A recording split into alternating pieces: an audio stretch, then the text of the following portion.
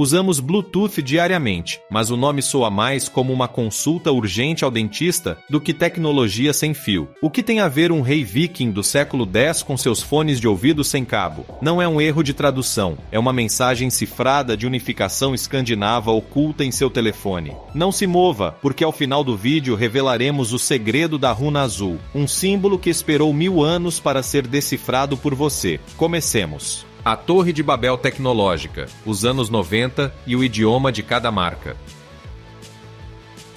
Para entender a origem deste nome, temos que viajar atrás no tempo, aos anos 90, uma época de computadores com telas de fósforo verde, telefones celulares do tamanho de um tijolo com antenas extensíveis e um caos tecnológico que hoje nos pareceria absurdo. Cada fabricante de dispositivos eletrônicos falava seu próprio idioma. Se você tinha um computador de uma marca e um telefone de outra, conectá-los entre si era um pesadelo. Você precisava de cabos específicos, drivers incompatíveis e, em muitos casos, simplesmente era impossível.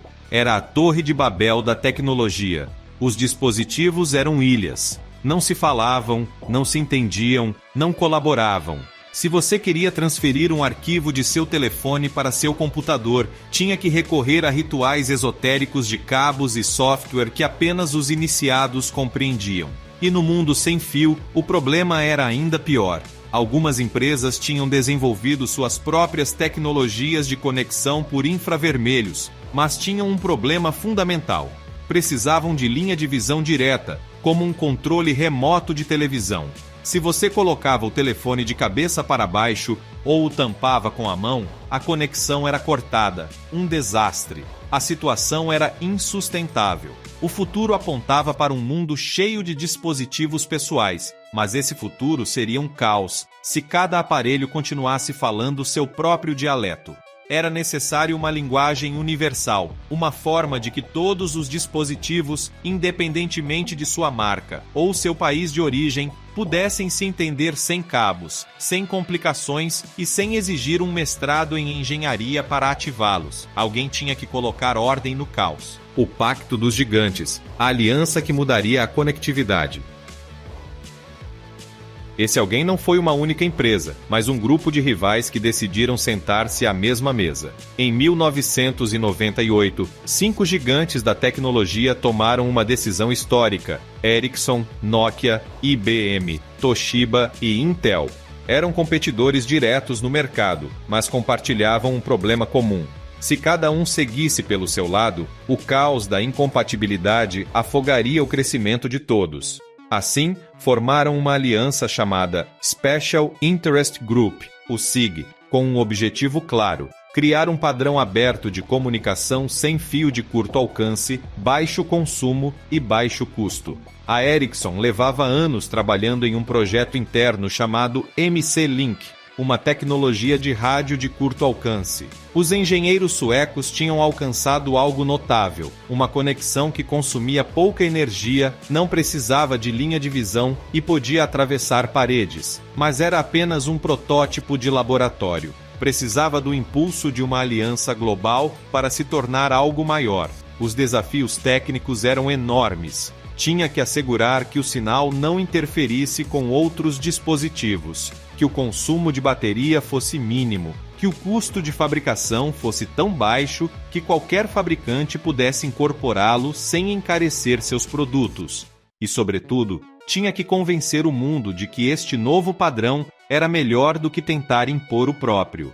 Não era apenas engenharia, era diplomacia tecnológica. Durante meses, as equipes destas 5 empresas trabalharam lado a lado, compartilhando patentes e conhecimentos. Pouco a pouco, o projeto foi tomando forma. Tinham a tecnologia, tinham a aliança, tinham o suporte da indústria. Só lhes faltava uma coisa: uma última peça do quebra-cabeça, que às vezes é a mais difícil de encontrar: um nome. O problema do nome, códigos internos e uma reunião decisiva. Atizar uma tecnologia que mudaria o mundo não era tarefa fácil.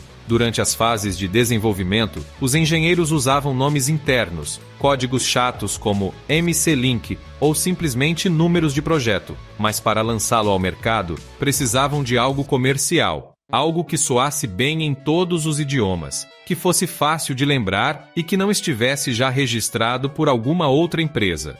As equipes de marketing propuseram dezenas de opções, nomes técnicos como Radiolink, nomes inspiradores como Flirt, paquerar, porque a tecnologia conectava dispositivos próximos, nomes abstratos como Bizcard. Nada terminava de convencer. No meio desta tempestade de ideias, ocorreu algo inesperado. Em uma das reuniões do grupo, um engenheiro da Intel chamado Jim Kardach soltou uma sugestão que soou como piada. Por que não o chamamos de Bluetooth? Houve risos, claro. Dente Azul soava mais como um pirata de conto infantil ou uma marca de pasta de dente do que uma tecnologia de vanguarda. O que diabos significava isso? Mas Kardach não riu. Ele conhecia bem a história nórdica, era um apaixonado pelos vikings e suas lendas. E naquele momento, enquanto buscava um nome, tinha lembrado de um livro que estava lendo, um romance histórico sobre vikings intitulado The Long Ships. Em suas páginas, aparecia a figura de um rei dinamarquês do século X chamado Harald Blåtand. E naquele instante, a conexão foi como um relâmpago. Esse rei tinha feito algo assombroso, tinha unificado as tribos enfrentadas da Dinamarca e da Noruega. Tinha conseguido que os que antes eram inimigos convivessem sob um mesmo reino. Exatamente o que esta nova tecnologia pretendia fazer com os dispositivos eletrônicos. Mas Kardach não tinha escolhido esse nome ao acaso. Por trás dessa palavra aparentemente absurda, se escondia uma história milenar de guerras, unificação e um rei com um traço físico muito particular. Para entender por que Bluetooth era a metáfora perfeita, temos que viajar 1000 anos atrás, a uma Dinamarca dividida por clãs e dominada por um homem com um dente de cor. Um homem que, sem sabê-lo, emprestaria seu nome e suas iniciais à tecnologia que hoje levamos no bolso. O unificador escandinavo, a história de Harald Blåtand. Para entender por que um engenheiro da Intel propôs semelhante nome, devemos retroceder nada menos que 1100 anos, até a Dinamarca do século X. Uma terra selvagem de fiordes, florestas impenetráveis e clãs guerreiros que se odiavam entre si com uma paixão que apenas séculos de vinganças familiares podiam gerar.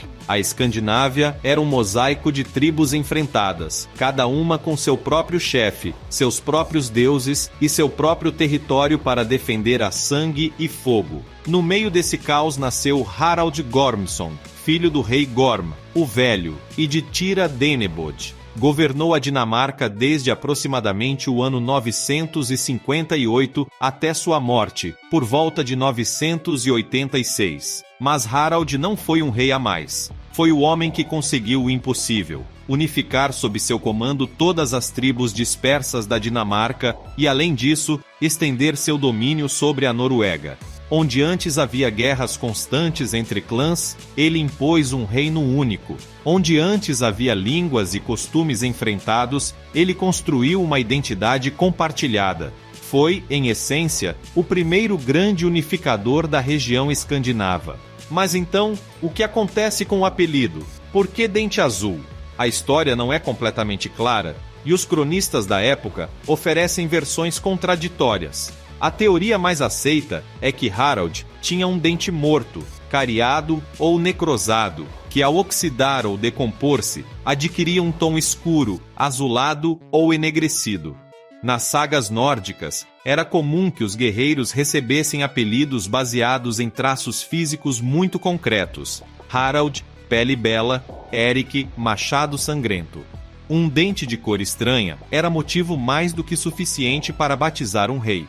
Outra teoria, mais romântica, sugere que o nome poderia vir de seu gosto por mirtilos ou amoras, que tingiam seus dentes de azul, embora isso pareça mais lenda do que história documentada. Além da cor de sua dentadura, o que importa é o que Harald representou. Introduziu o cristianismo na Dinamarca, construiu fortalezas em forma de anel que ainda hoje assombram os arqueólogos e levantou uma enorme pedra rúnica em Jelling, considerada a certidão de nascimento da Dinamarca como nação unificada. Essa pedra, que ainda pode ser visitada, leva uma inscrição que diz: o rei Harald ordenou fazer este monumento em memória de Gorm, seu pai, e de Tira, sua mãe. Aquele Harald que conquistou toda a Dinamarca e Noruega e fez os dinamarqueses cristãos. Em poucas palavras, foi o homem que conectou o que estava fragmentado. A metáfora perfeita, porque um engenheiro lembrou de um viking. Jim Kardach, o engenheiro da Intel, não era um historiador profissional, mas sim um apaixonado leitor de romances históricos sobre vikings. Naquela época, enquanto trabalhava no projeto de conectividade, devorava um livro chamado Os Navios dos Vikings, um romance que recriava as gestas dos homens do norte.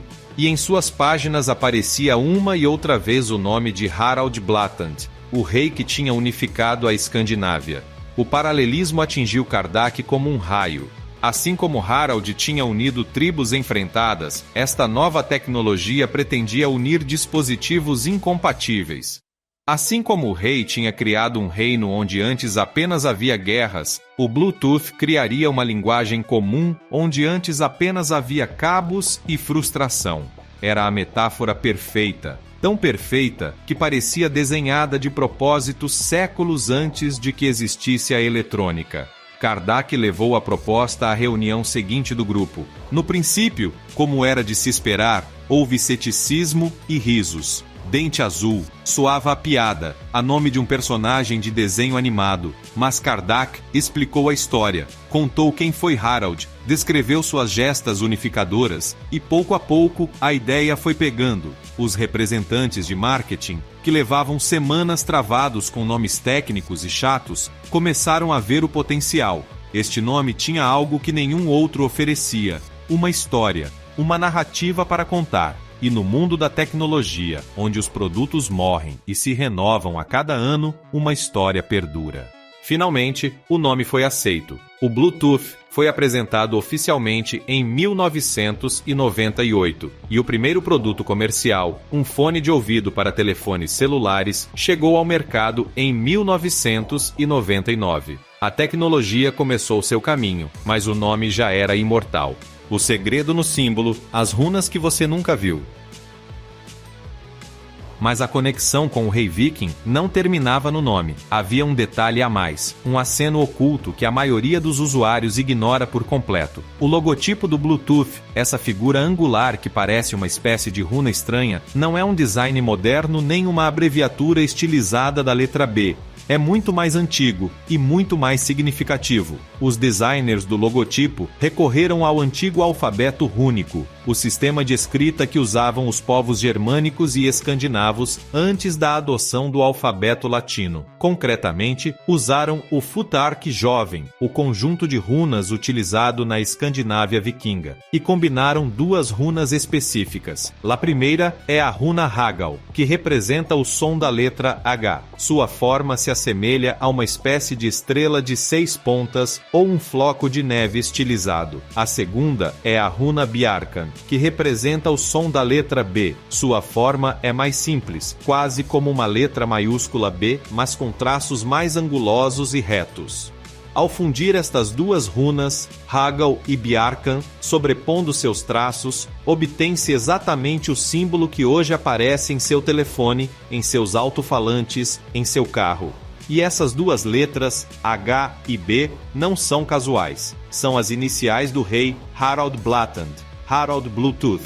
Cada vez que você ativa o Bluetooth, cada vez que vê esse ícone azul no canto da sua tela, está contemplando as iniciais de um rei viking escritas no alfabeto de sua época. Uma mensagem cifrada que viajou 1000 anos no tempo para terminar incrustada na tecnologia mais avançada do século XXI. A história não vive apenas nos livros. Vive nos pequenos detalhes que ignoramos a cada dia.